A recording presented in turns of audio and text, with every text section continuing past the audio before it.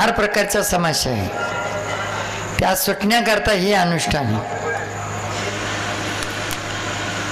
म्हणून ह्या 7 दिवसाच्या कालावधीमध्ये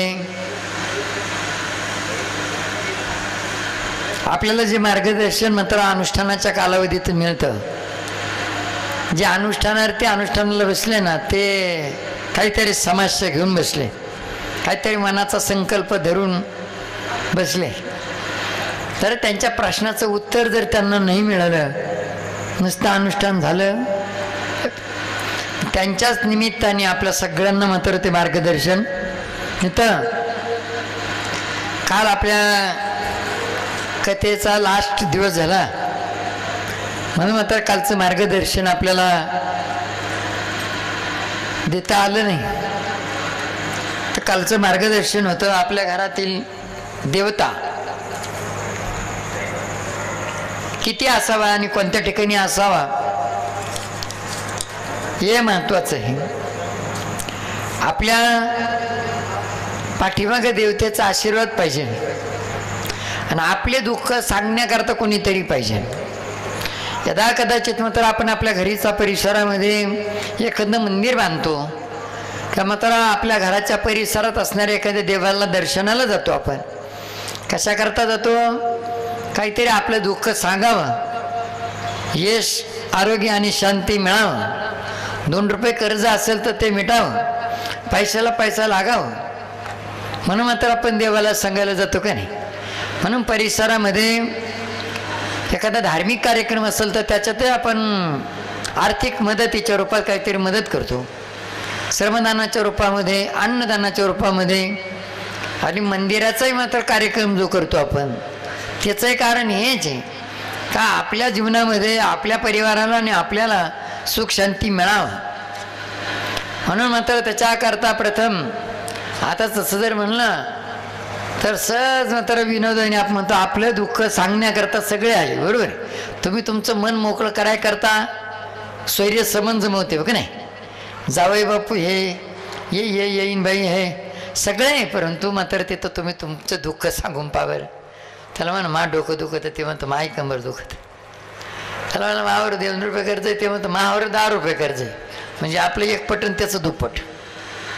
म्हणून मात्र त्याच्याकरता आपलं दुःख दुसरं कोणालाही सांगू नका, तर आपलं दुःख आपल्या घरातल्या देवस्थानी सांगा. निश्चित मात्र तुमचं ऐकल, देव ऐकल. पण तिथं देवाची शक्ती असली पाहिजे. खरोखर जर म्हणलं ना, आपण सगळे दृष्टी असूनही अंध आहे, दृष्टी असून सुद्धा अंध आहे. कशामुळे म्हणलेलं आहे दृष्टी असून सुद्धा अंध? काही गोष्टी मात्र विचाराने आपल्याला कळतात.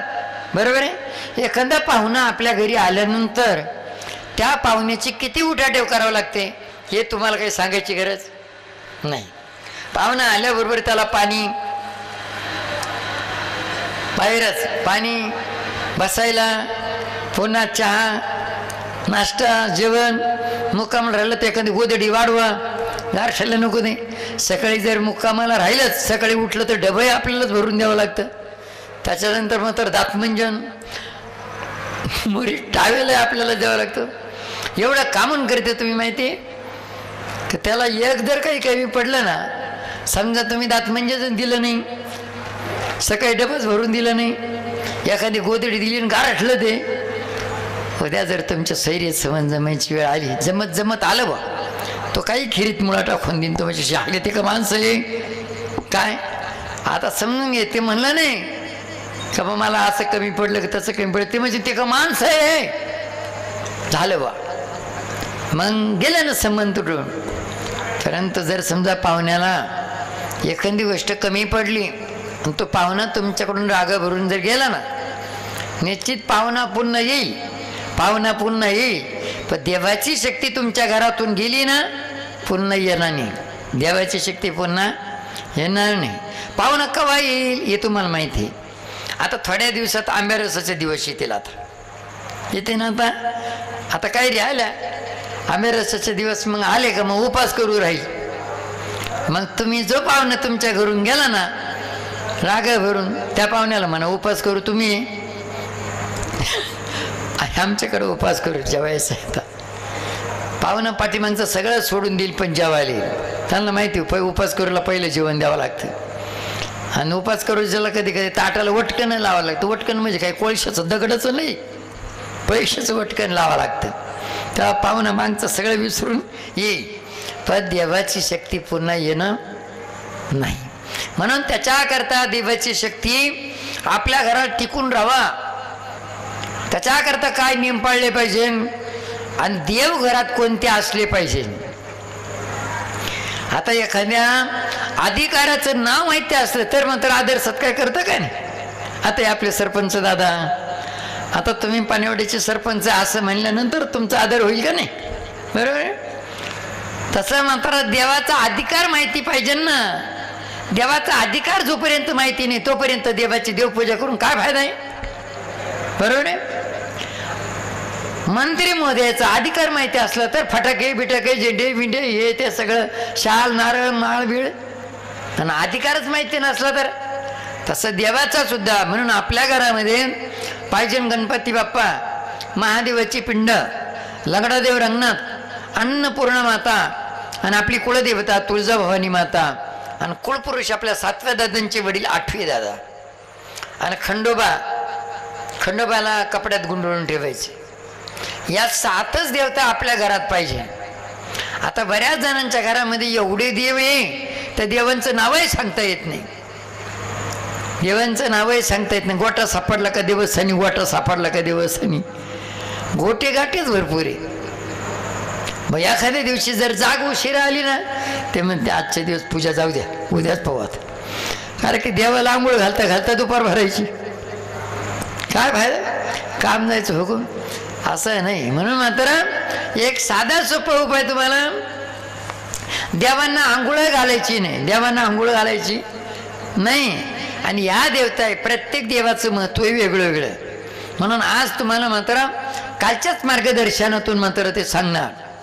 एक का आपल्या घरामध्ये गणपती बाप्पा सर्वात श्रेष्ठ आहे. टाना टोना करणी कवटाळ भूत प्रेत पिशाच ब्रह्मा विष्णू महेश देवी देवता, सगळ्यात देवी देवतेच्या पहिले मात्र गणपतीची पूजा होत असते. टाणाटोणा करताना सुद्धा गणपतीचीच पूजा करतात, तेव्हा ते सफल होतं.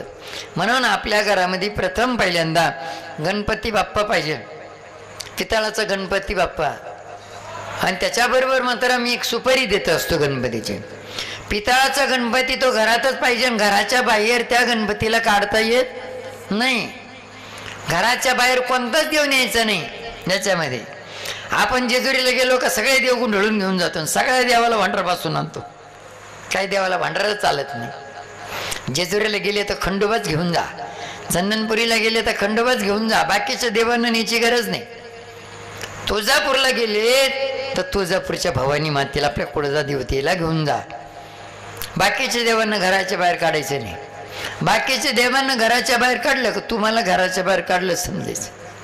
मग आपल्याला कसं घराच्या बाहेर काढेन, आपण घर आपलं आहे ना. एखाद्या घरातच बाहेर सवारी झाली बा, सटक फटक झाली ती एखादा राग भरून निघून जाईल. तुमच्या घरात दररोजच बाहेर सवारी होत राहिले, एखाद्याकडे गेलं तू म्हणून एकदाच घरच बदलून टाका, काढलं घराच्या बाहेर तुम्हाला, परंतु तुमचं घर बदलायची गरज नाही. म्हणून मंत्र कुठल्याही क्षेत्रामध्ये म्हणजे शेतामध्ये ईशान्य कोपऱ्यात पूजा करत जा सुपारीची, निवृत्त कोपऱ्यातून तुमच्या कामाची सुरुवात करा आणि पावर काय अनुभव येतो. इतरांना दुःख सांगण्यापेक्षा त्या सुपारीची पूजा करून सुपारीला तुमचं दुःख सांगा. किती कर्ज आहे ते सुपारीला सांगा आणि चांगलं चांगलं भरभरून यश मिळावा, भरभरून उत्पन्न यावा आणि कर्ज मिटून जावा हे त्या सुपारीला सांगा. निवृत्त कोपऱ्यातून कामाची सुरुवात करा. म्हणजे जिथं पूजा केली तिथंच मात्र ज्याची सुरुवात चांगली झाली त्याचा शेवट चांगला झाला. तिथं जर पूजा केली, इकडून जर सुरुवात केली, तुमची लागवड म्हणा, तुमची पेरणी जर सूर्याखाली असली ना, बरोबर वायव्य कोपऱ्यातला व्यक्ती बरोबर पूजा केलेल्या ठिकाणी मिळून दे. तुमची लागवड म्हणा, पेरणी जर सव्वाची असली, पूजा तिथं केली, निवृत्त कोपऱ्यातून सुरुवात केली तर अग्नी कोपऱ्यातला व्यक्ती बरोबर तिथं मिळून दे. असे असंख्य अनुभव आहे. तुम्ही स्वतः मात्र ते अनुभव घेऊन पहा, काय अनुभव येतो तो नंतर तुम्ही सांगा ते. आता अनुभव सांगायला नाही, थोडेसे शेंडे कतरून सांगतो आम्ही. जसं मात्र एखाद्या वेळेस मात्र परीक्षा जवळ आली का मग अभ्यासक्रमाचा थोडासा शेंडे कतरून अभ्यासक्रम पूर्ण करायचा असले म्हणून त्यानंतर दुसरा नंबर आपली महादेवाची पिंड. आता बरेच जण म्हणते महादेवाची पिंड घरात ठेवू नाही, तुझी ठेवा. महादेवाची पिंड मात्र घरात ठेवली तर तुमच्या घरात मात्र एकमत एकमेकाबद्दल प्रेम जिव्हाळा राहील.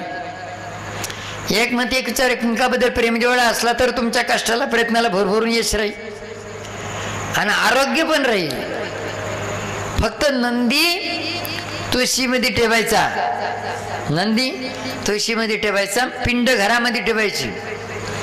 आपण मात्र त्या गोष्टी ऐकल्या. आता जवळजवळ मनमाड सारख्या शहरामध्ये आजूबाजूच्या परिसरामध्ये जशी मात्र कथा झाली, शिव महापुराण कथा, त्याचपासून एवढे महादेवाचे मंदिर, एवढे महादेवाचे मंदिर, सगळेच मात्र महादेवाची पूजा करायला लागली. परंतु पूजा कशी करायची, काय करायची हे मात्र काही माहिती, फक्त करायची. एक लोटा जल सब समस्या का हल. परंतु मात्र त्याला म्हणायचं काय, कसं करायचं सरदेना हे नाही. आता महादेवाच्या पिंडीची पूजा फक्त माता भगिनीच करावा काही नाही सांगितलं असं, पण महादेवाच्या पिंडीची पूजा पती पत्नीने करावा. आणि महादेवाच्या मंदिराला असे दरवाजे खिडक्या मात्र बंद असावा, गाभारा असावा, त्याच्यात पूजा करावा. म्हणून अशा पद्धतीनं महादेवाची पिंड ज्याच्या घरामध्ये, त्याच्या परिवारामध्ये यश, आरोग्य आणि शांती, एकमतिकेचा एकमेकाबद्दल प्रेम जिव्हाळा आहे. लंगडादेव रंगनाथ. म्हणून आपल्या घरामध्ये श्रीकृष्ण भगवंताचे मोठे फोटो चालत नाही, फक्त लंगडादेव लड्डू गोपालच चालतो. ते फोटो समोर पूजाच्या स्थानी नाही, बाहेर मात्र पाठीमागून लावू शकते का. ते मात्र गोकुळ अष्टमीच्या कालावधीमध्ये या वेळेला मात्र आपल्याला ते तुळशीच्या लग्नाच्या वेळेस त्या फोटोची पूजा करता येते. म्हणून मात्र यामध्ये लड्डू गोपाल, लंगडादेव रंगनाथ आणि बाकीचे जे गोटे गाठी आहेत ते गोटे गाठी तुळशी ठेवायचे. गोटे गाठी तुळशी ठेवायचे का, भगवान श्रीकृष्णाला, भगवान महाविष्णूला रंदीने शाप दिलाय, तुझी दगडाच्या रूपामध्ये, शालिग्रामच्या रूपामध्ये तुझी पूजा होईल म्हणून मात्र. आणि माझ्याशी तुझं लग्न झाल्याशिवाय लगन सुरू होणार नाही. ही बघ खूप मोठी कथा आहे ती. वृंदा ही एक राक्षसाची पत्नी होती. ती राक्षसाची पत्नी होती जालिंदराची. आणि ज्या टायमाला मात्र ती अक्षण करायची म्हणजे पूजन करायचे आणि तो युद्धाला जायचा, त्या टायमाला यश घेऊन येत होता. तुका म्हणे पतिव्रता तिची देवावरी सत्ता. तर म्हणून पतिव्रता स्त्री होती आणि हा पतिव्रताचा धर्म आहे. तुम्हाला सगळ्यांना माहिती पतिव्रताचा धर्म काय. आज अनुष्ठानार्थी तुमच्या गळ्यामध्ये एक एक माळ दिली आणि एक माळ मात्र जपायची तुमच्या हातामध्ये. ती एक माळ गळ्यामध्ये का दिली, हा पतिव्रताचा धर्म आहे. हा पूर्वीच्या काळी मात्र माता भगिनींनी अशा पद्धतीची काळी पोत असायची, डबलची काळी पोत असायची, एकदम छोट्या छोट्या दाण्यांची. आता ती काळी पोत गेली, आता एक दाणा आला. काय ते बरंच आलो नेकलास का काय ते बरंच. हा फासोळ्या दिसायला लागल्या. फासोळ काय म्हणते ते, बास्केट आलं,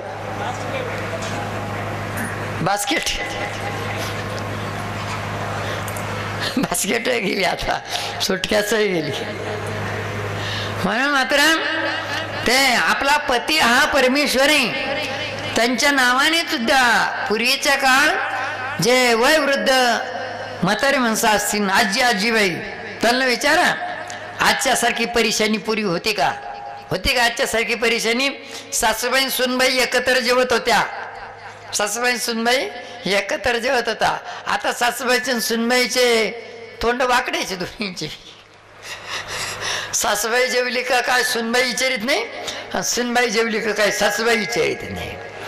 आणि माता भगिनी कधी मात्र मांडी घालून जेवत नव्हत्या, मांडी घालून जेवत नव्हत्या. पूर्वीचा काळ वेगळा होता.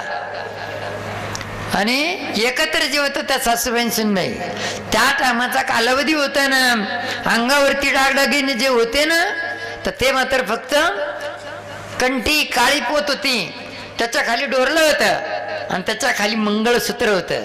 आता मात्र वेगळ्या पद्धतीच्या, तर वेगळ्या पद्धतीचे मात्र सगळं शोभिवंत निघालं सगळं. म्हणून मात्र ही सगळी परेशानी झाली. पूर्वी ते गेलं ते. म्हणून आताही कमीत कमी त्या परमेश्वराच्या नियमात आपल्याला राहायचंय. तर त्या टायमाला ती काळी पोत तुटली ना, तर थुका सुद्धा गिळत नव्हते. बोलायचं, जेवायचं आणि पाणी प्यायची गोष्ट वेगळीच होती. थुका सुद्धा गिळत नव्हते. आता ते नसली बी तरी काही नाही, चालतं सगळं. आता हे विचारते लोक, म्हणते बा दिवस उगल्यावर उठलं तर चालतं का? चालत ना. दिवस उगल्यानंतर उठलं तर जेवण केलं चालतं का? बिन तोंड धुयचं. मग चाललं ना, ते काय कडू लागतं का? बिन तोंड धुवायचा चहा पेलो चालतं का? म्हणे आता तो बिन तोंड धुवायचा चहा पेलो तो कडू थोडा लागणार, चालन ना ते. म्हणून मात्र याच्या करता ती माळ तुटल्यानंतर आपण बोलायचं नाही, थुका पण गिळायचं नाही. 2 मणी कवईनं पण गळ्यामध्ये बांधून घ्यायचे, त्यानंतर बोलायचं, थुका गिळायचा. म्हणून अशा पद्धतीनं हे नियम पाळायचे. तशाच पद्धतीनं मात्र ती पतिव्रता होती. जेव्हा मात्र ते जालिंदर विद्याला गेले आणि भगवान महाविष्णूनं तिचा पातिव्रत्य भंग केला, म्हणून मात्र त्या ठिकाणी जालिंदराचं रूप धारण केलं श्रीकृष्ण भगवंतानी, महाविष्णूने कडे टोकली आणि या पद्धतीनं मात्र आतमध्ये आले. आणि इकडे मात्र पातिव्रत्य भंग झाला आणि तिकडे युद्धामध्ये त्याचं मुंडकं तुटलं आणि डायरेक्ट मंत्र अंगणामध्ये येऊन पडलं. जेव्हा ते पाहिलं तर औरंदा चिडून गेली, एकदम पातिव्रत्य भंग केल्यामुळं चिडून गेली आणि सांगितलं का तू शिळा होशील, शालिग्राम होशील आणि मोठ्या फोटोची पूजा न होताना फक्त बाल्य अवस्थेतल्या श्रीकृष्णाची पूजा होईल. म्हणून मात्र गोटे गाटे हे तुळशीमध्ये ठेवायचे. लड्डू गोपाल आपल्या घरी असला पाहिजे. यामध्ये 4थ्या नंबर अन्नपूर्णा माता. आपल्या सगळ्यांचं जीवन मात्र अन्नावर अवलंबून आहे. सगळ्याचं जीवन अन्नावर अवलंबून आहे, लक्ष्मीवर नाही. घरात स्वयंपाक बनवणारी ही लक्ष्मी, पैसा हे लक्ष्मी, धन धान्य ही लक्ष्मी आहे. आणि अन्नपूर्णा माता बऱ्याच जणांच्या घरामध्ये आहे, पण तांदूळामध्ये ठेवतात, तांदूळामध्ये धान्यामध्ये नाही राहत. अन्नपूर्णा माता ही मात्र राहते तर ती शिजवलेल्या अन्नात राहते. म्हणून शिजवलेल्या अन्नाचं नैवेद्य तुम्ही द्याल ना, त्या टायमाला ती अन्नपूर्णा माता प्रसन्न होते. ज्या टायमाला तुम्ही जेवण करत असताना, लहान मूल जेवण करत असताना, वाढताना जेव्हा खरखट पडतं, खाली सांडतं, त्या टायमाला तुम्ही ते झाडू लावून मात्र झाडतात ना, त्यावेळेस मात्र त्या ठिकाणी लक्ष्मीचा अपमान होतो. लक्ष्मी म्हणजे काय? झाडू, झाडू ना झाडलं, अन्नाला झाडू ना झाडलं तर लक्ष्मीचा अपमान होतं तिथं. म्हणून ते अन्न बाजूला कुठे जरी ठेवून दिलं आणि तिथं असा हात फिरवला तर सहजरित्या म्हणतो आपण, हात फिरे तिडं लक्ष्मी फिरे, हात फिरे तिडं लक्ष्मी फिरे. आणि तिडं अन्नपूर्णा मातेचं सुद्धा अपमान आहे. म्हणून मात्र याच्याकरता तुम्हाला अन्नपूर्णा माता प्रसन्न करायची असते ना, आणि अन्नपूर्णा माता तुमच्यावरती प्रसन्न झाली ना, तुमचं शारीरिक स्वास्थ्य सुद्धा बिघडणार नाही. ही गोष्ट सहजरित्या काय सांगू आता संताचे उपकार, काय सांगू आता संताचे उपकार. माझा निरंतर जगावी ती, माझा निरंतर जगावी ती. काय द्याव त्याशी वावे उतराई, काय द्याव त्याशी वावे उतराई. जोरात टाळी वाजवा बाबांसाठी. तर याचा अर्थ काय कळाला? संतच मात्र आपल्याला यातून मात्र ह्या गोष्टी सांगू शकतात. इतरांना मात्र काय माहिती, काय सांगतील जे ते आपण सांगितलं ना, मग पहिल्या सुरातील सांगितलं पाहुण्यांची किती उठाठेव लागते हे कळतं आपल्याला, पण देवाची शक्ती कशी टिकून ठेवायची हे मात्र काही समजत नाही आपल्याला. म्हणून मात्र याच्या करता काय सांगितलं, अन्नपूर्णा माता ही आपल्यावरती प्रसन्न असली पाहिजे. अन्नपूर्णा माता केव्हा प्रसन्न होईल, ज्या टायमाला तुमच्या समोर ताट येईल जेवणाचं ताट, त्या टायमाला तुम्ही त्याला नमस्कार करणार, त्या टायमाला अन्नपूर्ण माता तुमच्यावरती प्रसन्न होईल. तुमचं शारीरिक स्वास्थ्य बिघडणार नाही. तुम्ही जेव्हा बाया सावर सावर जेवणार ना, त्या टायमाला तुमच्यावरती अन्नपूर्ण माता कोपून जाईल, शारीरिक स्वास्थ्य बिघडल. म्हणून मात्र हे अभिष्ट चिंतन सोहळ्याला म्हणा आम्ही सहज नृत्य मात्र सांगत असतो. म्हणून अन्नपूर्ण माता शिजवलेल्या अन्नात असते, कोरड्या शिजत नसते. त्यानंतर कुळदेवता तुळजा भवानी माता. आता आपल्याला कुळदेवताच माहिती नाही, कुळदेवता माहिती नाही. कोणी कोणी म्हणतं बा बांधाचा म्हसोबच कुळदेवता आहे म्हणे आमल्यावर. काही रेणुका माता किंवा ज्या देवी देवतेवरती आपण श्रद्धा ठेवली ना, त्या देवी देवतेलाच आपण कुळदेवता मानतो. परंतु कुळदेवता आपली तुळजा भवानी माता आहे. ज्या देवीने हिंदू धर्माचं रक्षण केलं, हिंदू धर्माच्या रक्षणाकरता शिवरायांना वरदान दिलं, ती कुलदेवता तुळजा भवानी माता. म्हणून शिवराय मात्र युद्ध करताना काय म्हणत होते, जय भवानी जय भवानी. आणि आता आपण म्हणतो जय शिवाजी जय भवानी. काय काय ते आमचे भक्त म्हणतो जय जनार्दन जय जनार्दन. युद्ध करताना म्हणून याच्या करता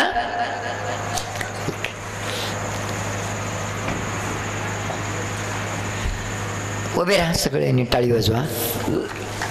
सर्वांनी आजच्या कार्यक्रमाचं ज्यांचं आपल्याला मार्गदर्शन ऐकायचं आहे अशा सरला दिदी कोपरगाव आश्रम यांचं आगमन झालेलं आहे. सर्वांनी एक वेळा टाळीच्या गजरात त्यांचं स्वागत करायचं आहे. सद्गुरू जनार्दन स्वामी महाराज की जय. स्वामी महामंडलेश्वर सद्गुरू महाराज की जय. बजरंग बली की जय. मातो